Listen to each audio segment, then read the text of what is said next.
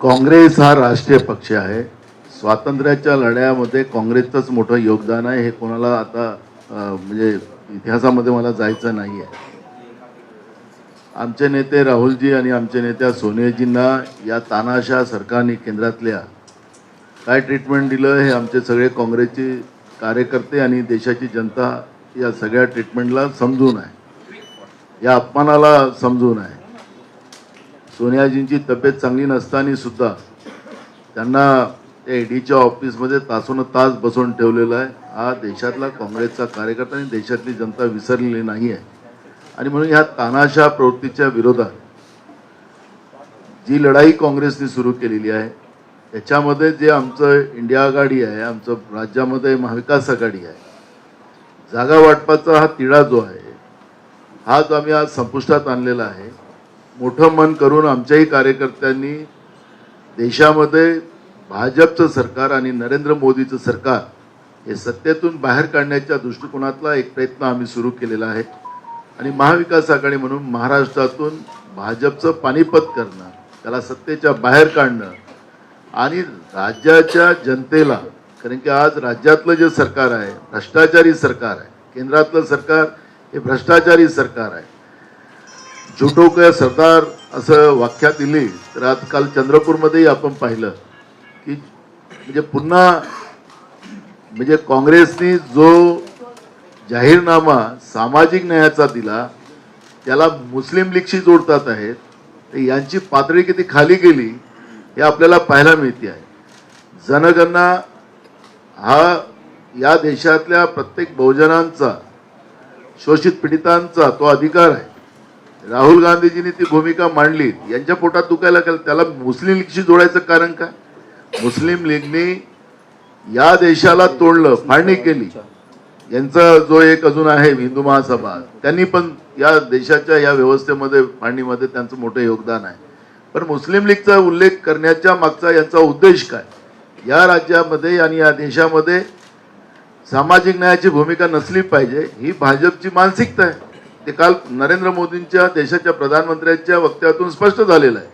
त्याच्यामुळे काँग्रेस या महाविकास आघाडीमध्ये ज्या सांगली, भिवंडी आपल्या जागेचा उल्लेख आपण करताय, आमचे सगळे कार्यकर्ते एकजुटीनं महाविकास आघाडीच्या उमेदवाराला जिंकून आणण्यासाठी पूर्ण प्रयत्न करणार.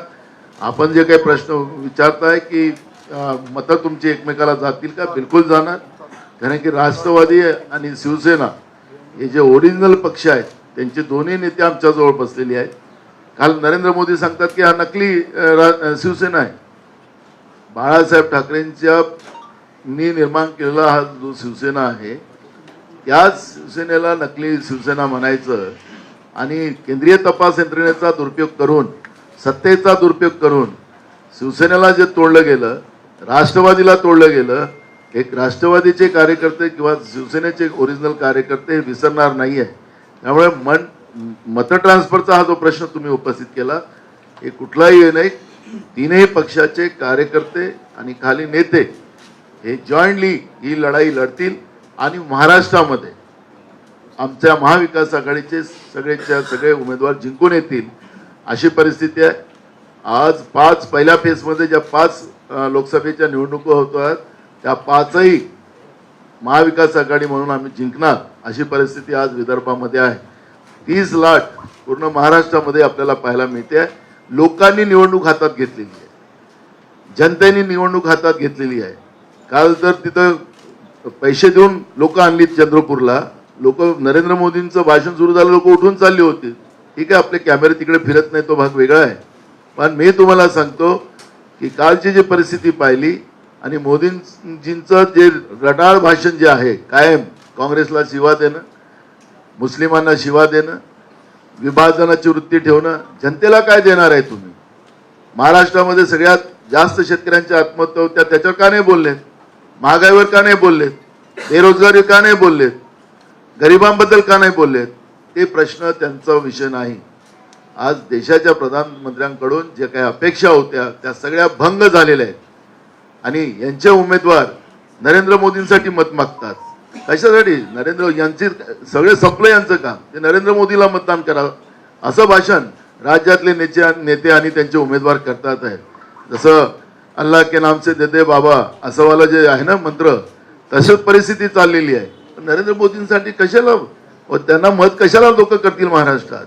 शेतकरी सुखी नाही, बेरोजगार सुखी नाही, गरीब नाही, कोणी सुखी नाही. कशाला नरेंद्र मोदीला लोक मत मारतील?